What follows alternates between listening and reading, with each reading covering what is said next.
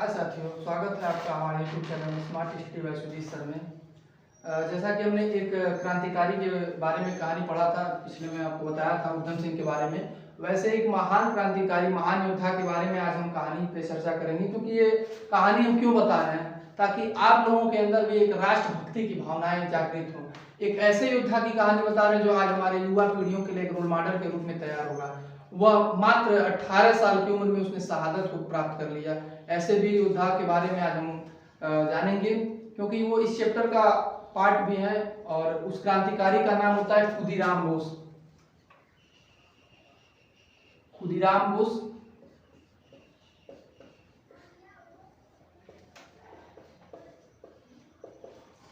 खुदीराम बोस जी का जन्म जो है वो कब होता है। खुदीराम जी का जो जन्म है 3 दिसंबर 1889 में बिहार में इनका जन्म होता है 1889 में। ऐसे लोगों की कहानी बताने का उद्देश्य क्या होता है, ताकि ज्यादा से ज्यादा लोग जान सके। इनके पिता का नाम त्रिलोकीनाथ बोस था। जन्म के बाद ही इनके घर में खुशियां थी, खुशी का माहौल था। लेकिन खुशी के अलावा अब इनके यहाँ थोड़ा सा एक चिंता भी था। चिंता इसलिए था क्योंकि इसके पहले इनके दो भाइयों के, 2 लोगों के और जन्म हुआ था इनके घर, जिनकी की क्या हो गई, मृत्यु हो गई। इसके लिए इनके माता पिता जो थे थोड़े चिंतित थे। इसके लिए उन्होंने क्या किया, इनका नाम हम जानते हैं खुदीराम क्यों पड़ा है।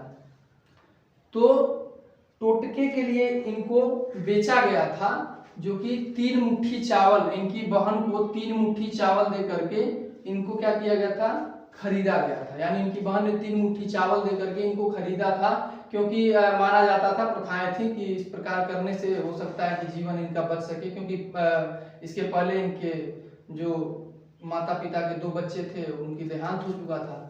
इसके लिए टोटका आजमाया गया। तो हम जानते हैं कि चावल को खुदी भी कहा जाता है, इसीलिए लोगों ने इनके खुदीराम के नाम से जाने लगा। एक ऐसा क्रांतिकारी जो कम उम्र में ही बहुत कुछ कारनामा करके चला गया। उस समय कहानी उस समय की है जब एक व्यक्ति हुआ करता था जो जज था, डगलस नाम था उसका। उस जज का नाम था डगलस। डगलस के अंदर एक खासियत क्या थी कि वह अगर किसी भी भारतीय को अगर उसके सामने पेश किया जाता था, तो चाहे छोटा अपराध हो या बड़ा, कम से कम 15 कोड़े मारने का आदेश देता था। तो 15 कोड़े आदेश मारने का देता था। इससे क्या होता था कि 15 कोड़े आदेश देता था मारने का, जिससे कि भारत के लोगों में था रोष की भावनाएं भारत के लोगों में ज्यादा उत्पन्न थी। और उसी समय खुदीराम बोस ने अनुशीलन, एक पार्टी थी,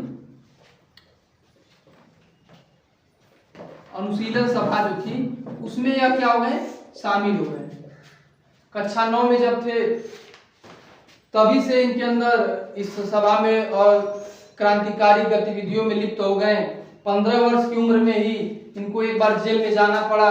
ब्रिटेन के खिलाफ एक पत्रिका छपती थी, उनको लेकर के बेच रहे थे या प्रचार कर रहे थे, तो इसके लिए इनको गिरफ्तार किया गया था। इन लोगों का एक मकसद बन गया था अनुशीलन सभा का कि डगलस की मृत्यु, क्योंकि डगलस खतरनाक था, भारतीयों को कोड़ा मारता था।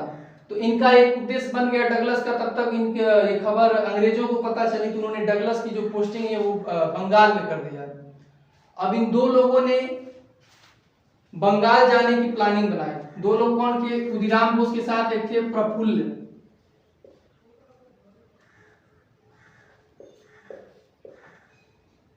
प्रफुल्ल चाकी उनका नाम था, उनके मित्र थे। इन दोनों लोगों ने क्या किया, डगलस का पीछा करते हुए लोग बंगाल में पहुंच गए।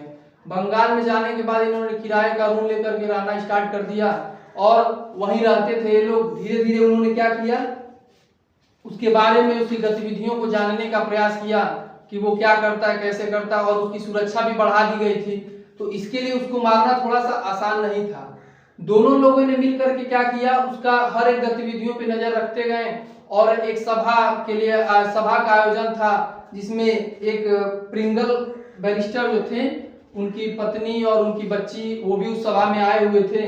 और इन लोगों ने क्या किया, उसमें अंदर जाने का प्रयास किया तो गार्ड ने इन दोनों को रोक लिया। तो ये लोग पेड़ के पीछे जा करके छिप गए। पेड़ के पीछे जैसे ही जा करके लोग छिपे तो वो सोचा कि ये छोटे से बच्चे हैं, ये लोग क्या कर सकते हैं। तो उन लोगों ने उनको चकमा दे करके वो लोग फिर अंदर चले गए, वही पेड़ के पीछे छिपे गए, अंदर नहीं गए। तो जैसे ही बग्गी में बैठ करके इन लोगों को लगा कि डगलस आ रहा है, इन लोगों ने क्या किया, बम चला दिया तुरंत। लेकिन उस बम से जो प्रिंगल थे, बैरिस्टर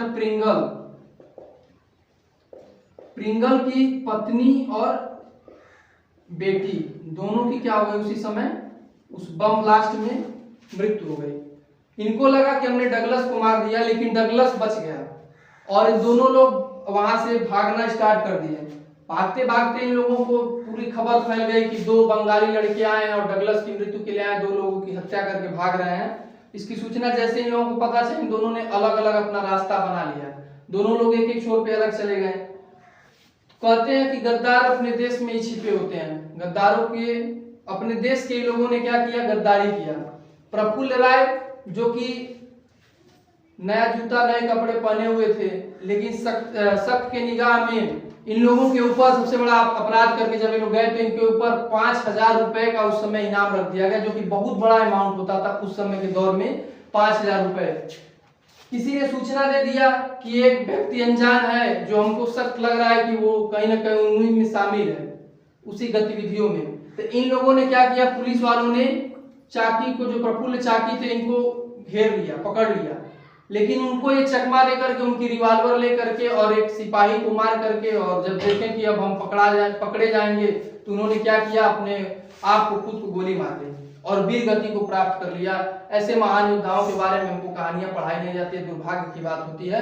ऐसे लोगों का इतिहास जानना जरूरी होता है। अब धीरे धीरे लोग अब पूरी तरह से, पुलिस जो भी थी उनका पहरा बढ़ गया। उन लोगों का एक ही मकसद था, गिरफ्तार करना किनको, खुदीराम बोस जी को।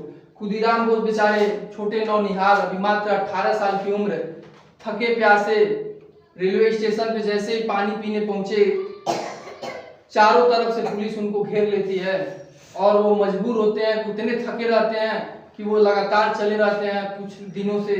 तो उनके कारण से उनके अंदर इतनी भी एनर्जी नहीं थी कि वो एक गोली चला सके। पुलिस ने उनको गिरफ्तार कर लिया। गिरफ्तार करने के बाद उनको जेल भेजा गया। जज के सामने जब उन्होंने हमला किया था, तो हमले की अगर बात करेंगे तो 30 अप्रैल को इन्होंने किया था, 30 अप्रैल 1908 में इन्होंने क्या किया, बम गिराया था। किसकी मृत्यु हुई, प्रिंगल जो बैरिस्टर थे उनकी पत्नी और उनकी बेटी की जो थी वो मृत्यु हुई। इसके बाद इनको क्या किया गया, कोर्ट में पेश किया गया। कोर्ट में कब पेश किया गया, 13 जून को। 13 जून को इनको कोर्ट में पेश किया गया और इनको फांसी की सजा सुनाई गई। तो जब इनको सजा सुनाई गई तभी भी इनके चेहरे पे कोई शिकन नहीं था। इनको ये नहीं लग रहा था कि मतलब मुझे फांसी होगी या क्या होगा। 13 जून को जब इनको फांसी की सजा सुनाई गई तो इनको उसका बहुत ज्यादा फर्क नहीं पड़ा। बाद में 11 अगस्त का दिन तय हुआ इनको फांसी देने का। 11 अगस्त के दिन इस महान योद्धा को फांसी की सजा, ये जज के सामने पेश हुए, जज ने कार्रवाई किया और इनको फांसी की सजा सुनाई गई। 11 तारीख का दिन रखा गया। जब ये गए, जेलर जो भी फांसी देने आते हैं, आखिरी इच्छा पूछी जाती है। इनसे पूछा गया तुम्हारी आखिरी इच्छा कुछ, तो उन्होंने बोला हाँ हमारी आखिरी इच्छा है। तो फिर उन लोगों ने क्या किया, आखिरी इच्छा को, इन दोनों लोगों की आखिरी इच्छा जो भी थी, इन्होंने कहा कि मैं बम बनाना सिखाना चाहता हूँ। सोचो कितनी बड़ी क्रांतिकारी विचारधारा थी इन लोगों की। इन लोगों ने कहा कि मैं बम बनाना चाहता हूँ, कि मैं बम बनाना सिखाना चाहता हूँ लोगों को, मतलब। और बाकी क्योंकि इनको प्रेस वाले, मीडिया वाले भी कवर कर रहे थे और इनका दिमाग बहुत बड़ा था, ताकि इसी बहाने मैसेज जाएगा लोगों को कि बम कैसे बनाया जाता है। यह गतिविधि करके उन्होंने दिखाया। बाद में इनको फांसी की सजा जब सुनाई गई तभी भी इनके चेहरे पे शिकन का कोई भाव नहीं था। सोचो वो व्यक्ति, वो लड़का, एक छोटा सा 18 साल का लड़का, और आज का युग, आज की जनरेशन, एक काम नहीं कर सकते हैं, वो इंसान इतना बड़ा काम करके चला गया जो इतिहास के पन्नों में दर्ज हो गया। ऐसे वीर योद्धा खुदीराम बोस को नमन करते हैं और हम चाहते हैं कि हमारी आने वाली जो युवा पीढ़ी है वो भी ऐसे ऐसे महान क्रांतिकारियों के बारे में कहानियों को पढ़े और जाने और समझे।